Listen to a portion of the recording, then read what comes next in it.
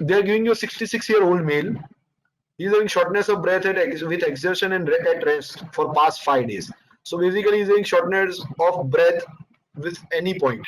Even if he's resting, he's having shortness of breath, and that occurs mostly at night. But he's concerned about bilateral leg swelling. He's a heart failure, again a heart failure patient, guys. Again a heart failure patient, and all things, shortness of breath, bilateral leg swelling. This clearly says he has a heart failure with reduced ejection fraction.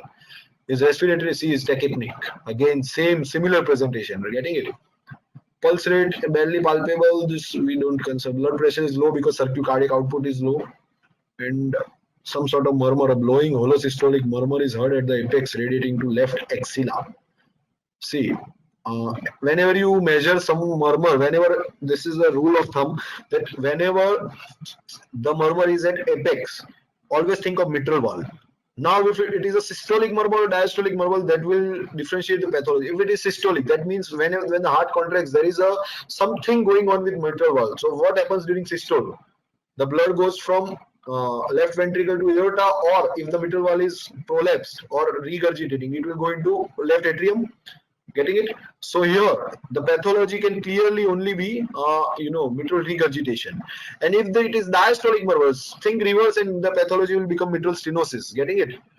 So always mitral valve. So here is a mitral regurgitation due to whatsoever reasons. Here is a reduced ejection fraction. See, everything is given.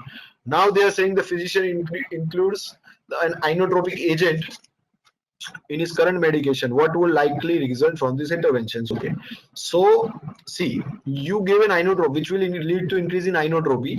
Inotropy, basically we can say increase in contractility, right?